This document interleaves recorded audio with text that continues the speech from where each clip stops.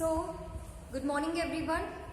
So, in the previous class we have studied about the chemical changes, right? So, the first example we have studied in the chemical changes, that is the burning of the magnesium ribbon, right? So, when we take the magnesium ribbon, so when we are going to burn this magnesium ribbon, it is producing magnesium oxide, right? So, when magnesium is burned with the oxygen or the flame, it is producing the magnesium oxide, right? So, when we burn this magnesium ribbon, the product is magnesium oxide, or this magnesium oxide is in the form of ash. Okay, so we are collecting the ash, right? Powder, the powder form of your magnesium oxide. When we burn something, like if I consider a paper, when we burn that paper, what it left over, or what the thing is left behind? The powder or the ash, right? Ash of the paper. Same thing when we are burning the magnesium ribbon, so it is producing the magnesium oxide ashes, powder. Okay, so when we are mixing this powder in a water, right? So I am mixing the magnesium oxide with water, it is producing magnesium hydroxide. Okay, so this magnesium hydroxide is basically basic in nature. Okay, what is the nature of this magnesium hydroxide? So magnesium hydroxide is basic in nature. How we are going to know that it is a basic in nature? So when we check with the litmus paper, either red or blue, so there is a change in red to blue. Okay, so your red litmus paper turns to blue, so that indicates it is a basic in nature, right? But when we check with the red litmus paper, there is a no change. Sorry, with the blue paper, so as usual there is a no change, it is blue only. But when there is a change in red litmus to blue, it is a basic in nature, right? Then second example in the previous class what we have studied, that so we are preparing a copper sulfate solution. So we are taking the water in a beaker, mixing copper sulfate and some drop of sulfuric acid, right? So we can see the figure, that is 6.4, where the solution color is blue. Okay, so initially it is blue in color, but after a chemical reaction, that is when we are putting iron nail or some iron blade in that beaker, which was initially blue in color, but after reaction or there is a chemical change in that beaker, it is turning to green color, right? So it is turning green color. So there is a chemical change. So the green color solution is your iron sulfate solution, whereas the iron material, that is your iron nail or a iron blade which we have kept in the solution, will get a brownish coating on that surface of the blade, right? So that is the deposition of a copper on the surface of your blade. Okay. So what happens when a copper sulfate solution, which was blue in color, when we are added iron blade, so we are taking the iron blade, so when we are putting that iron blade in a solution, it is giving iron sulfate solution, that is turning green in color, and the copper or there is a brownish deposition on the surface of the metal, right? So this was all things where we have seen there is a formation of a new compound, like your iron sulfate solution is forming a one type of new compound, and your copper is also a new compound which is forming in these reactions, right? So the next part is activity 6.8. So here also we are seeing the it is also one type of example of your chemical change, right? So in this part what we are going to take, so we are selecting a test tube. Okay, In that test tube we are taking vinegar and baking soda. Okay, in a test tube we are mixing the vinegar and the baking soda. So acetic acid is also called as a vinegar. So the another name for your vinegar is acetic acid, and the baking soda is also called as a sodium hydrogen carbonate. Okay, so these are the general names of the chemical. Generally we call vinegar and baking soda, but these are the chemical names. Okay, so chemical name of the vinegar is acetic acid and baking soda is sodium hydrogen carbonate, right? When we are trying to mix these solution, that is vinegar and baking soda, they produce the carbon dioxide. Okay, or there is a formation of a gas, that is carbon dioxide. When we mix these two substances, so there is a sound, hissing sound. Okay, or you can see the bubbles. So that bubbles are the gas of your carbon dioxide. Okay, so the bubble indicates the presence of your carbon dioxide gas, right? So what is the next part? So set up to pass gas through the lime water. Now after the mixing of your vinegar and your baking soda, there is a formation of your carbon dioxide, right? So how we are going to check the gas produced after the reaction is a carbon dioxide? How you can decide, yes, there is a carbon dioxide gas is produced, right? So what we are going to do?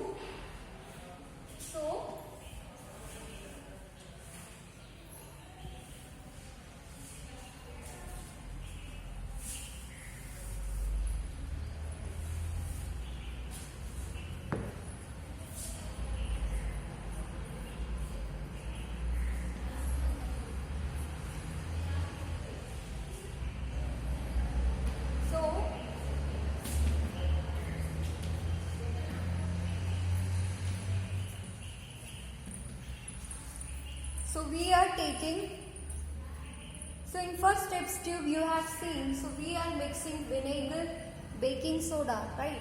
So when these chemical like your vinegar and baking soda reacts to form a gas, okay, which gas is producing? Carbon dioxide, right?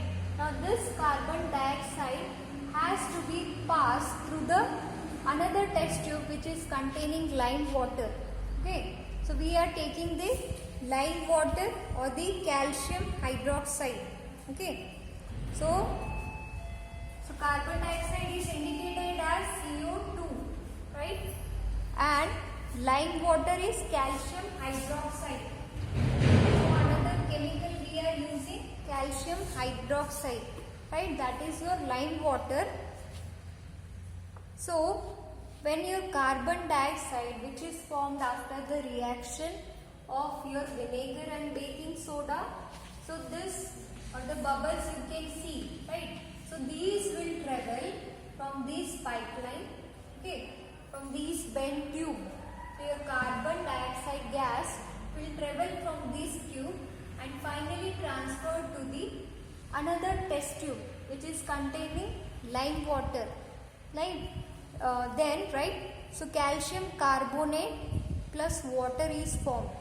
So when your carbon dioxide from this test tube reacting with the lime water, okay, calcium hydroxide, it is forming which all substance? That is calcium carbonate, CaCO3, and there is a formation of a water.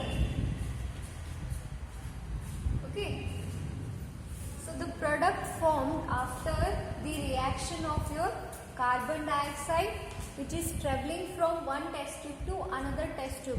Okay, so this test tube has the lime water, or it is also called as a calcium hydroxide. Okay, so the formula is CaOH twice and it is forming calcium carbonate and the water, right? So both type of name you should understand how we are going to represent. Okay, chemically how we are writing the substance name, that is also important. Like your carbon dioxide is written in the form of CO2, right? Calcium carbonate like CaCO3, water H2O, then lime water calcium hydroxide can be written as CaOH twice, right? So there is a formation of a compound that is a calcium carbonate and the water. So when a carbon dioxide is passed through a lime water, calcium carbonate is formed, which makes the lime water milky. So when we are transferring carbon dioxide to the lime water, your lime water is turning milky. Okay. Milky means a milk-like appearance you can see. So how is your milk texture? So it is whitish, right? So your lime water is turning milky. Okay, milky term is derived from the milk. Okay, so as it is looking like your milk. Okay, so milky appearance you can see when we are transferring the carbon dioxide through the lime water. So it is turning milky, or milky appearance you can see. Okay. So when it is turning milky, it indicates that the gas which is produced in this chemical reaction is a carbon dioxide reaction. Okay, carbon dioxide gas. The turning of a lime water into milky is a standard test of a carbon dioxide. Okay. So whenever there is a carbon dioxide production, how we are going to check? So whenever there is a formation of your carbon dioxide in any chemical reaction, so that carbon dioxide can be checked with the lime water. So when we pass the carbon dioxide through the lime water, it turns into milky. Okay, so it indicates that there is a presence of carbon dioxide in the chemical reaction. Then you will use it in chapter 10 to show that air we breathe out is rich in carbon dioxide. In activity 6.6 to 8 you have seen changes, one or more new substances formed. In activity 6, ash was the new substance, right? Then ash was the new substance formed when the magnesium was burnt in the air. Then in activity 6.7, the reaction of a copper sulfate with the iron produced, iron sulfate and copper was producing, right, in the second reaction or the second example of a chemical change, right? So both of these are, so the reaction of a copper sulfate with the iron produces iron sulfate and the copper. So iron sulfate is your green solution and the copper, that is a brownish deposition of the metal. Okay, on the surface of the metal you can see brownish deposition, that is a copper metal which has get deposited on the surface. Okay, so both of these are new substance. Copper was depositing on the shaving blade of the iron, right? In activity 6.8, vinegar and baking soda, that is vinegar and baking soda when mixed, so they are forming what? Carbon dioxide gas, right? So what you have studied, that is in activity 6.8, vinegar, right, and baking soda together produces carbon dioxide which turns lime water milky. Can you name new substance formed in this reaction? Okay, the new substance that was forming in this reaction was your calcium carbonate and the water, right? So when we are passing the carbon dioxide through the lime water, it is turning milky. That shows there is a presence of carbon dioxide in this reaction, and there is a formation of a new compound, that is a calcium carbonate and the water, right? Then a change in which one or more new substances are formed, we call that it is a chemical change, right? So a chemical change is also called as a chemical reaction. Whenever there is a chemical reaction, there is a formation of always new compound or a new substance. Okay, so there is a formation of new substance. Chemical changes are very important in our lives. Like all new substances are formed as a result of chemical changes. For example, digestion of a food in our body. So few more chemical example they have given. Okay, that is, so we have studied the 3 example in the chemical changes, right? This was the first was magnesium ribbon burns in the air. Then second was your copper sulfate solution which was turning green. Then in this part acetic acid along with the baking soda, it is producing carbon dioxide, and this carbon dioxide along with the lime water, it is turning milky, right? So 3 example we have studied in the chemical changes, right? So apart from these 3 example, we also have some more example related to chemical changes. Chemical change are very important in our life. All new substances are formed as a result of a chemical change. For example, digestion of a food in our body, ripening of a fruits, fermentation of a grapes, etc. happen due to the series of chemical changes, right? So which all example they have given? Like your food digestion, okay? How your body digests the food which you are taking to get the energy, right? Ripening of the food, how your raw mango or raw fruits get ripe, okay, and ready to have, right? The fermentation of a grapes, where grapes are used for the preparation of alcohol by the process of fermentation, okay. So fermentation is the process where we use the yeast, a microorganism along with some sugar, okay. So grapes along with some yeast microorganism grown, and there is a production of alcohol through the process of fermentation. Happens due to series of chemical changes. A medicine is the end product of a chain of a chemical reaction. Useful new materials such as the plastics and detergents are produced by the chemical reactions.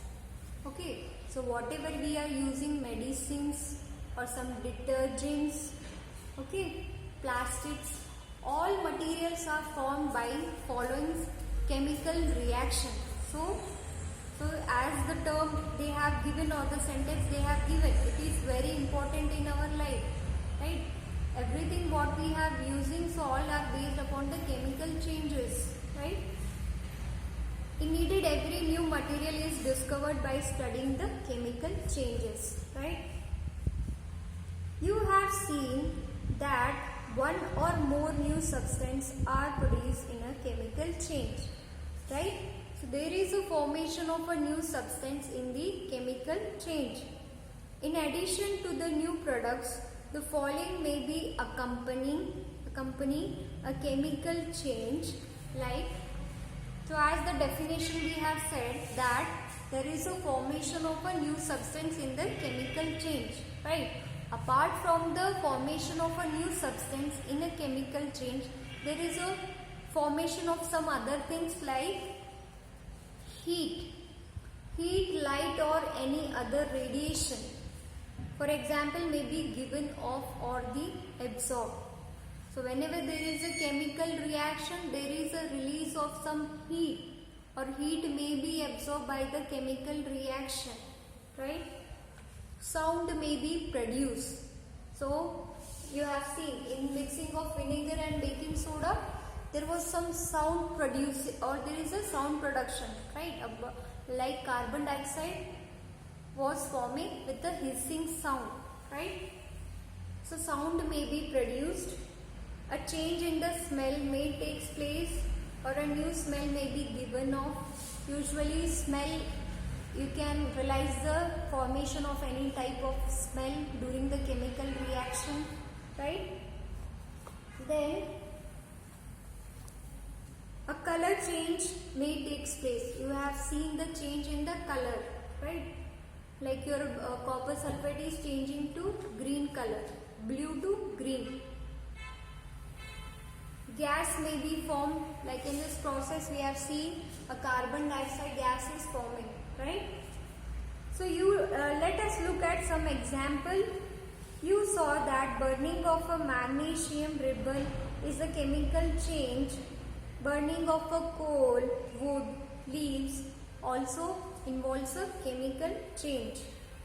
In fact, burning of any substance is a chemical change, right? Burning is always accompanied by the production of a heat. So whenever there is a burning of any substance, it is releasing some amount of heat during the chemical reaction, right? Explosion of a firework is a chemical change. You may know that such as explosion produces heat and light and sound, unpleasant gases that pollute the atmosphere. That why you advise not to play with the fireworks. Okay. So whenever there is an explosion, okay, so what happened?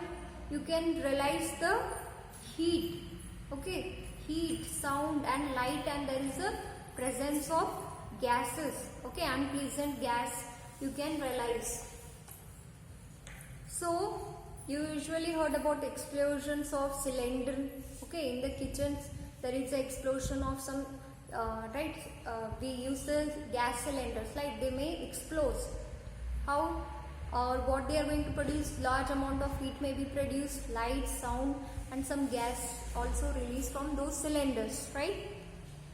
So when the food gets spoiled, so another example is whenever your food gets spoiled, it also produces smell, right? So you may have noticed that the slice of an apple acquires a brown color if it is not consumed immediately, okay. If you have not seen this change in color, cut a fresh slice of apple, keep it away from some time. Repeat the same activity, slice of potato, brinjal. The change of color in these cases is due to formation of a new substance. Okay, so what you have studied. So whenever there is a formation of a new substance, or the example they have given, like if we have cut a one apple piece or a potato, brinjal, if we are keeping for some time in the atmosphere like that, so what